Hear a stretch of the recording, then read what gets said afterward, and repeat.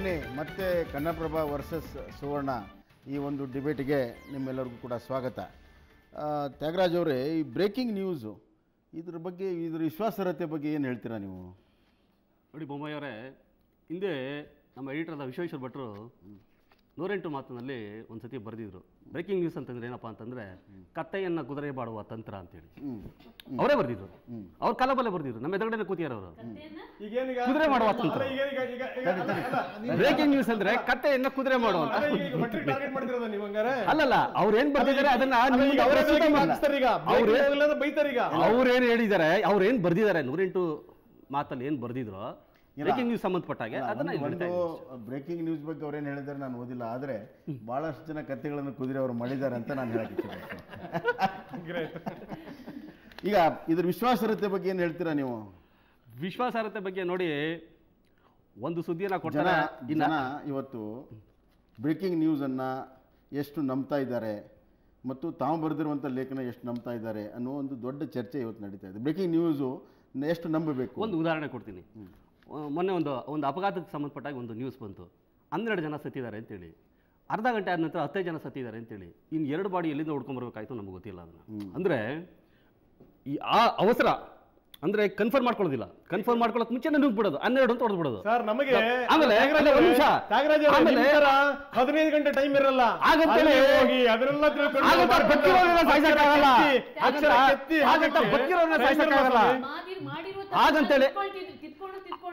ಹೇಳೋದೇ ಇಲ್ಲ ಅದನ್ನ.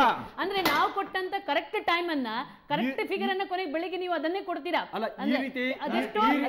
ಈ ರೀತಿ ತಪ್ಪಾಗಿದೆ ಅಂತಹ ಒಂದು ಸ್ಪಷ್ಟೀಕರಣವನ್ನು ಕೂಡ ನೀವು ಹೇಳೋದಲ್ಲ. ನೆಕ್ಸ್ಟ್ ಬ್ರೇಕಿಂಗ್ ಅಲ್ಲಿ ಏನ್ ಮಾಡ್ತೀರಿ ಗೊತ್ತಾ, 10 ಅಂತ ಹೇಳ್ಬಿಟ್ಟು ಹಂಗೆ ತಿಳಿಸ್ಕೊಂಡು ಹೊರಟೋಗ್ತೀರಿ. ದಿನಕ್ಕೆ ಒಂದ್ಸರಿ ಬರೋದಾದ್ರೆ ತಪ್ಪಾಯ್ತು ತಿದ್ಕೋತೀವಿ ಅಂತ ನಾವು ಹಾಕ್ಬೋದು. ಆದ್ರೆ ಹಂಗಲ್ಲ, ಅದು ಅವ್ರು ಕೇಳ್ತಾ ಇರೋದು ವಿಶ್ವಾಸಾರ್ಹತೆ ಬಗ್ಗೆ. ವಿಶ್ವಾಸಾರ್ಹತೆ ಬಗ್ಗೆ ಕೇಳ್ತಾ ಇದಾರೆ. ವಿಶ್ವಾಸಾರ್ಹತೆ ಬಗ್ಗೆ ಕೇಳಿದಾಗ ಸತ್ಯ ಅಥೆಂಟಿಕೇಶನ್ ಕೇಳ್ತಾ ಇರೋದು. ಅಥೆಂಟಿಕೇಶನ್ ಬಗ್ಗೆ 2 ಕಡಿಮೆ ಆಗಿರುತ್ತಲ್ಲ, 4 ಗಾಯ ಅಂತ ಮಾಡ್ಕೊಳ್ತೀವಿ ನಾವು. 10 ಸಾವು 4 ಗಾಯ, 2 ಗಾಯ ಇದ್ದಿದ್ರೆ 4 ಅಂತ ಮಾಡ್ಕೊಳ್ತೀವಿ. ಅಂದ್ರೆ ಇಬ್ರು ಹೆಚ್ಚಾಗಿದೆ ಅಂದ್ರೆ ತಿದ್ಕೊಂಡು ಹೋಗ್ತೀವಿ, ಕೊನೆಗೆ ನಾವು ಅದನ್ನ ಸರಿ ಮಾಡ್ಕೊಂಡು ಹೋಗ್ತೀವಿ. ನಾವು ಸರಿ ಮಾಡಿದ್ದನ್ನ ಕೊನೆಗೆ ಬೆಳಿಗ್ಗೆ ಇವ್ರು ತಗೊಂಡ್ಬಿಡ್ತಾರೆ. ಹಾಗಾಗಿ ಇವರು ಸ್ಪಾಟ್ ಅಲ್ಲೇ ಇರೋಲ್ಲ, ಇವ್ರು ಯಾವುದೇ ಪತ್ರಿಕೆಯವರು ಸ್ಪಾಟ್ ಅಲ್ಲಿ ಇರೋದಿಲ್ಲ. ಆರಾಮಾಗಿ ಟಿವಿ ನೋಡ್ಕೊಂಡಿರ್ತಾರೆ, ಇವರು ತಿದ್ಕೊಳ್ತಾರೆ. At the end of the day ನಾವು ತಿದ್ಕೋತೀವಿ ಅಂತ ಕರೆಕ್ಟ್ ಫಿಗರ್ ಕೊಡ್ತೀವಿ ಅಂತ ಗೊತ್ತಿದ್ರೆ ಆಫೀಸ್ ಅಲ್ಲೇ ಕುತ್ಕೊಂಡು ಕರೆಕ್ಟ್ ಆದ ಫಿಗರ್ ಅನ್ನ ನಿಮಗೆ ಸುದ್ದಿಯ ಮೂಲವೇ ನಾವು ಕೆಲವು ಸಂದರ್ಭಗಳಲ್ಲಿ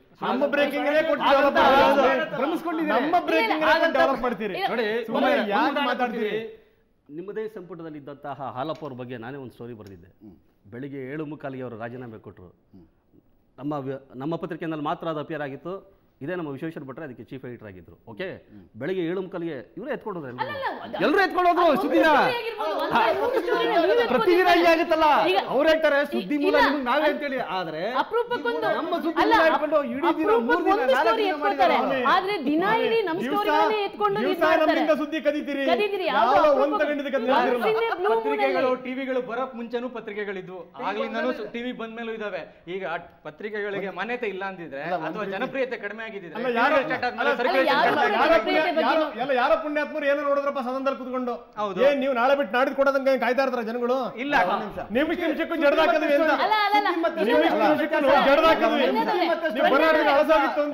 ನಾವು ತೋರಿಸಿದ್ರೆ ಗೊತ್ತೇ ಆಗ್ತಿರ್ಲಿಲ್ಲ. ನಾವು ತೋರಿಸ್ತಿರ್ಲಿಲ್ಲ ಅಂದ್ರೆ ನೀಲಿ ಚಿತ್ರ ನೋಡೋದನ್ನ ಗೊತ್ತೇ ಆಗ್ತಿರ್ಲಿಲ್ಲ, ಯಾಕಂದ್ರೆ ನಮ್ ಕ್ಯಾಮ್ರಾ ಇದ್ದಿದ್ರಿಂದ ಗೊತ್ತಾಯ್ತು. ಅಲ್ಲ ವಿಜಯಲಕ್ಷ್ಮಿ ಅವರೇ, ಜನ 2 ರೀತಿಯಲ್ಲಿ ಚರ್ಚೆ ಮಾಡ್ತಾ ಇದ್ದಾರೆ. ಒಂದು, ಈ ಎಲೆಕ್ಟ್ರಾನಿಕ್ ಮೀಡಿಯಾ ಬಂದ ಮೇಲೆ ಈ ಪ್ರಿಂಟ್ ಮೀಡಿಯಾದವರಿಗೆ ಸ್ವಲ್ಪ ಆತಂಕ ಹುಟ್ಟಿದೆ ಅನ್ನೋದು.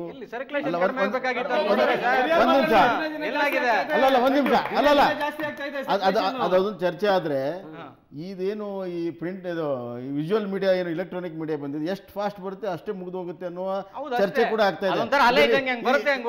ಅದ್ರಲ್ಲಿ ಯಾವ್ದು ಸರಿ ಅಂತ ನೀವು ಹೇಳಿ. ಇವಾಗ ನೋಡಿ, ಬೆಳಗಿನ ಈಗ ನಮಗೆ ಡಾಕ್ಟರ್ ಹೇಳ್ತಾರೆ ಗ್ಯಾಸ್ಟ್ರಿಕ್ ಕಡಿಮೆ ಆಗ್ಬೇಕು ಅಂತಂದ್ರೆ ನಿಮ್ಗೆ ಊಟ ಅರಗಬೇಕು ಅಂದ್ರೆ ಅವಾಗ ತಿಂತಿರಪ್ಪ ಅಂತ. ಇವ್ರದ್ದು ಹೆಂಗಪ್ಪ ಅಂದ್ರೆ ಫುಲ್ ಉಪವಾಸ ಇಟ್ಕೊಂಡು ಬೆಳಗ್ಗೆ ಪೇಪರ್ ತಿರ್ಗಿಸೋದು. ಗ್ಯಾಸ್ಟ್ರಿಕ್ ಆಗ್ಬಿಡುತ್ತೆ, ಯಾರು ಓದಲ್ಲ, ಯಾರು ಓದಕ್ ಹೋಗಲ್ಲ ಸ್ವಾಮಿ, ವಿಷಾನೇ ಹಾಕ್ಬಿಡ್ತಾರೆ ಹೊಟ್ಟೆ. ಏನು ಟಿವಿನಲ್ಲಿ 1000 ಸುದ್ದಿ ಹೊಡಿಲಿ ಸರ್, ಆದ್ರೆ ಜನ ಕನ್ಫರ್ಮ್ ಮಾಡ್ಕೊಳ್ಳೋದು ನಾಳೆ ಬೆಳಗ್ಗೆ ಪೇಪರ್ ಆದ್ಮೇಲೆ ಇದು ಬಂದಿದ್ಯಾ ಇವತ್ತೆಲ್ಲ ಬಂತಲ್ಲ. ವರ್ಕ್ ಮಾಡ್ತಿರುವಂತ ಸ್ಟೈಲೇ ಬೇರೆ ಇತ್ತು. ಮೊದ್ಲು ಏನಂದ್ರೆ ಆರಾಮ್ಸೆ ಒಂದು ಜೋಳಿಗೆ ಹಾಕೊಂಡು ಒಂದು ಆರಾಮ್ ಸುದ್ದಿ, ಯಾಕಂದ್ರೆ ಟಿವಿಯಲ್ಲಿ ಏನು ಬರ್ತಿಲ್ಲ, ಟಿವಿ ಇರ್ತಿರ್ಲಿಲ್ಲ, ಸುದ್ದಿ ಮಾಡ್ತಾ ಇದ್ರು. ಆದ್ರೆ ಇವಾಗ ಒಂದ್ ಕಡೆಯಿಂದ ಟಿವಿ ರಿಪೋರ್ಟರ್ಗಳು ಯಂಗ್ ಅಂಡ್ ಎನರ್ಜೆಟಿಕ್ ರಿಪೋರ್ಟರ್ಗಳು ಎಲ್ಲಿ ಹೋಗ್ತಾ ಇರ್ತಾರೆ ಏನ್ ಮಾಡ್ತಿರ್ತಾರೆ ಅನ್ನೋ ಒಂದು ಆತಂಕ, ಜೊತೆ ಟಿವಿ ನೋಡ್ತಾನೆ ಇರ್ತಾರೆ, ಓ ಯಂಗ್ ಅಂಡ್ ಎನರ್ಜೆಟಿಕ್ ರಿಪೋರ್ಟ್ ಏನಾದ್ರೂ ಕೊಡ್ತಾ ಇರ್ತಾರೆ ಅಂತ.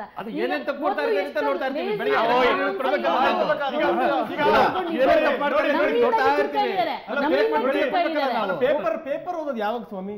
ಬೆಳಗ್ಗೆ ಎದ್ದೇಳ್ತಾರ, ಏನೋ ಕಾಫಿ ಗೀಫಿ ಕುಡಿಬೇಕಾರೆ ಆಯ್ತಾ, ಏನೋ ಕುತ್ಕೊಂಡು ಮಾತಾಡ್ಬೇಕಾರೆ ಸುಮ್ಮನೆ ತಿರ್ಸಾಕದಷ್ಟೇ.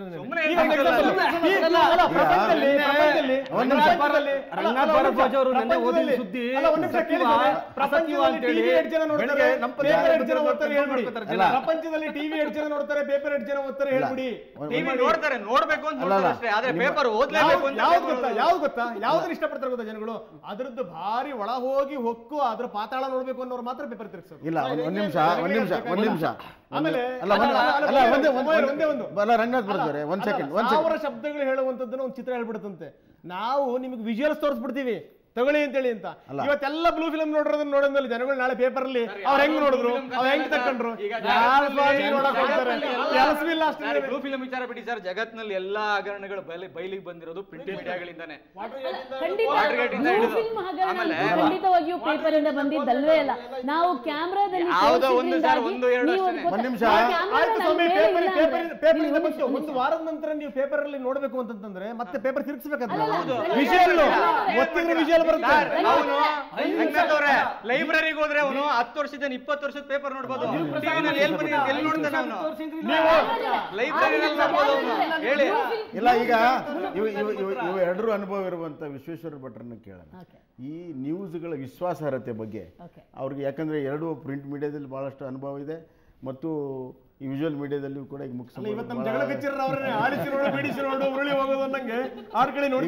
ಎರಡದ್ರ ಸೂತ್ರಧಾರ ಅವ್ರು ಇರೋದ್ರಿಂದ ಈ ವಿಶ್ವಾಸಾರ್ಹತೆ ಬಗ್ಗೆ ಇದು ಭಾಳ ಜನರ ಒಂದು ಯಕ್ಷ ಪ್ರಶ್ನೆ ಇದೆ. ಸುದ್ದಿಗಳು ಎಲ್ಲರಿಗೂ ಬೇಕು, ತಾಜಾ ಸುದ್ದಿನೂ ಬೇಕು ಮತ್ತು ಒಂದು ರೀತಿಯಲ್ಲಿ ಇನ್ವೆಸ್ಟಿಗೇಷನ್ ಮಾಡಿ ಪೂರ್ಣ ಅದ್ರ ಹಿನ್ನೆಲೆ ಬರೆದಂಥ ಪ್ರಿಂಟ್ ಇದ್ದು ಬೇಕು, ಇದೂ ಬೇಕು. ಆದರೆ ಜನ ಎದನ್ನು ಜಾಸ್ತಿ ನಂಬಬೇಕು ಅನ್ನುವಂಥ ಪ್ರಶ್ನೆ ಇರೋದ್ರಿಂದ ಇವತ್ತು ವಿಶ್ವೇಶ್ವರ ಭಟ್ ಅವ್ರು ಏನು ಹೇಳ್ತಾರೆ ಅಂತ ನೋಡೋಣ. ನನಗೆ ಬಹಳ ಇವರ ಏನು ಸುವರ್ಣ ನ್ಯೂಸ್ನ ನನ್ನ ಸಹೋದ್ಯೋಗಿಗಳು ಮತ್ತು ಕನ್ನಡಪ್ರಭದ ಸಹೋದ್ಯೋಗಿಗಳು ಇಬ್ಬರು ಮಾತಾಡೋದನ್ನು ನೋಡಿದ್ರೆ ಭಾಳ ತಮಾಷೆ ಅಂತ ಅನಿಸ್ತಾ ಇದೆ.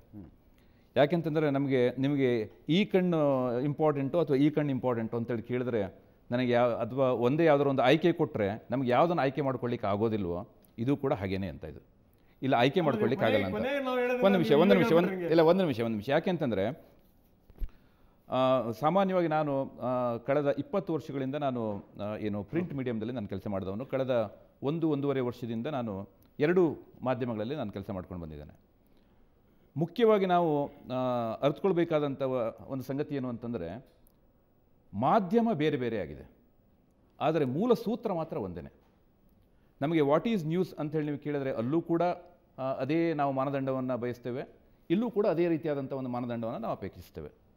ಮತ್ತು ಎರಡೂ ವೃತ್ತಿ ಧರ್ಮದ ಎರಡೂ ಏನು ಆಶಯಗಳು ಕೂಡ ಎರಡೂ ಒಂದೇ. ಇಲ್ಲಿ ಮನಸ್ಥಿತಿ ಮತ್ತು ಪರಿಸ್ಥಿತಿ ಬೇರೆ ಬೇರೆ ಆಗಿರೋದ್ರಿಂದ ನಾವು ಅದಕ್ಕೆ ತಕ್ಕ ಹಾಗೆ ನಾವು ಎಲ್ಲಿ ಕೆಲಸ ಮಾಡಬೇಕಾಗತ್ತೆ ಅಂತ ಅಷ್ಟೇ. ನಾವು ಕೊಡುವಂಥ ಮಾಧ್ಯಮ ಅಷ್ಟೇ ಏನು ಡಿಫ್ರೆಂಟು. ನೀವು ಅಲ್ಲೂ ಕೂಡ ನೀವು ನ್ಯೂಸಲ್ಲಿ ಅಂದರೆ ಪ್ರಿಂಟ್ ಮೀಡಿಯಮ್ದಲ್ಲಿ ನಾವು ಬಳಸುವಂಥ ಮಾನದಂಡಗಳು ಕೂಡ ಅದೇ, ಏನು ಟಿ ವಿಯಲ್ಲಿ ನಾವು ಬಳಸುವಂಥದ್ದು ಕೂಡ ಅದನ್ನೇ. ನಿಮಗೆ ಇಲ್ಲಿ ಟೆಕ್ನಾಲಜಿ ಡ್ರಿವನ್, ಈಗ ಫಾರ್ ಎಕ್ಸಾಂಪಲ್ ನಿಮಗೆ ಪ್ರಿಂಟ್ ಮೀಡಿಯಾ ಕೂಡ ಇವತ್ತು ಟೆಕ್ನಾಲಜಿ ಡ್ರಿವನ್ ಮತ್ತು ಟಿ ವಿ ಕೂಡ ಸಂಪೂರ್ಣವಾಗಿ ಟೆಕ್ನಾಲಜಿ ಡ್ರಿವನ್. ಹಾಗಂತ ಹೇಳಿ ಟೆಕ್ನಾಲಜಿನೇ ಇಲ್ಲ ಆಳೋದಿಲ್ಲ ಅಂತ. ಇಲ್ಲ ಆಳುವಂಥದ್ದು ಪತ್ರಿಕೋದ್ಯಮದ ಮೂಲ ಆಶಯಗಳೇ, ಮೂಲ ಧರ್ಮಗಳೇ. ಆದ್ದರಿಂದ ಇಲ್ಲಿ ನಾವು ಬೇರೆ ಬೇರೆ ಮಾಧ್ಯಮಗಳಲ್ಲಿ ಅಷ್ಟೇ ಕೆಲಸ ಮಾಡ್ತಾ ಇದ್ದೇವೆ. ನನಗೆ ಇನ್ನೊಂದು ಸ್ಪಷ್ಟವಾದಂಥ ಒಂದು ಏನು ಅಂತರ ಕಾಣುವಂಥದ್ದು, where T V stops where news paper begins. ಈಗ ಉದಾಹರಣೆಗೆ ಹೇಳಬೇಕು ಅಂತಂದರೆ ಬೆಳಗ್ಗೆ 6 ಗಂಟೆಯಿಂದ ನಾವು 9 ಗಂಟೆ ತನಕ ನಮ್ಮದು ಎಲ್ಲ ನಿರಂತರವಾಗಿ ಸುವರ್ಣ ನ್ಯೂಸ್ನಲ್ಲಿ ನಾವು ಕೊಡ್ತಾ ಬರ್ತೇವೆ ಅಂತ. 9 ಗಂಟೆ ನಂತರ ಸಾಮಾನ್ಯವಾಗಿ ಸುದ್ದಿಯ ಒಳ ಹರಿವು ಇದೆಯಲ್ಲ, ಆ ಒಳ ಹರಿವು ಕಡಿಮೆ ಆಗ್ತಾ ಹೋಗುತ್ತೆ, ಇನ್ಫ್ಲೋ ಕಡಿಮೆ ಆಗ್ತಾ ಹೋಗುತ್ತೆ. ನ್ಯೂಸ್ ಪೇಪರ್ ಆಫೀಸ್ನಲ್ಲಿ ಬೆಳಗ್ಗೆ ರಾತ್ರಿ 9 ಗಂಟೆಯಿಂದ ನಿಜವಾದ ಕೆಲಸ ಆರಂಭ ಆಗುತ್ತೆ ಅಂತ. 9 ಗಂಟೆಯಿಂದ ರಾತ್ರಿ 1 ಗಂಟೆ ತನಕ ಅಂತ. ಟಿ ವಿ ಮಲಗಿದಾಗ ಪತ್ರಿಕೆ ಎಚ್ಚರಾಗಿರುತ್ತೆ, ಪತ್ರಿಕೆ ಎಚ್ಚರಾಗಿದ್ದಾಗ ಟಿ ವಿ ಇನ್ನೂ ಹೆಚ್ಚಿನ ಒಂದು ಎಚ್ಚರದಲ್ಲಿ ನಾವು ಕೆಲಸ ಮಾಡ್ತಾ ಇರ್ತೇವೆ. ಟೆಲಿವಿಷನ್ ಮಲಗಿರಲ್ಲ ಸರ್, ಅಫ್ಕೋರ್ಸ್ ರಾತ್ರಿ ರಿಪೋರ್ಟರ್ಸ್ ಇರ್ತಾರೆ, ಅಲ್ಲೂ ಕೂಡ ಅಷ್ಟೇ. ಅಲ್ಲ ನ್ಯೂಸ್ ಪೇಪರ್ನಲ್ಲೂ ಕೂಡ ಹಾಗೆ ಇರುತ್ತೆ. ಮುಖ್ಯ ಸಂಪಾದಕರು ಸ್ವಲ್ಪ ಕೇಳಿ ಏನು ಪರವಾಗಿ ಹೇಳ್ತಾ ಇದ್ದಾರೆ ಅಂತ. ಅಂದ್ರೆ ಈಗ ಈ ಉದಾಹರಣೆಗೆ ಈಗ ಕನ್ನಡಪ್ರಭದಲ್ಲಾದ್ರೂ ಕೂಡ ಮೀಡಿಯಾಗೆ 1.5-2 ಗಂಟೆ ತನಕ ಕೂಡ ಇರ್ತಾರೆ. ಇಲ್ಲೂ ಕೂಡ ಅಷ್ಟೇ, ಅಲ್ಲಿ ಏನು ಎರಡೂ ಮಾಧ್ಯಮಗಳಲ್ಲೂ ಕೂಡ ಆ ರೀತಿಯಾಗಿ ಸದಾ ಜಾಗೃತವಾಗಿರುವಂಥ ಒಂದು ಮನಸ್ಸುಗಳು ಅಲ್ಲೂ ಕೂಡ ಎರಡೂ ಕಡೆಗೂ ಕೂಡ ಕೆಲಸ ಮಾಡುತ್ತೆ. ಹೌದು. ಸೊ ಅದರಿಂದ ಇಲ್ಲಿ ಮುಖ್ಯವಾಗಿ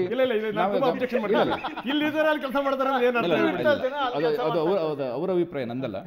ಏನು ಅಂತಂದ್ರೆ ನಾವು ಇಲ್ಲಿ ಏನು ಮುಖ್ಯವಾಗಿ ಗಮನಿಸಬೇಕಾಗಿದ್ದೇನು ಅಂತಂದ್ರೆ ಇತ್ತೀಚಿನ ದಿನಗಳಲ್ಲಿ ಸಾಮಾನ್ಯವಾಗಿ ಈ ಎರಡು ಅಂತರಗಳು ಎಲ್ಲೋ ಒಂದು ಕಡೆ ಕಾಣ್ತಾ ಇದೆ ಅಂತ.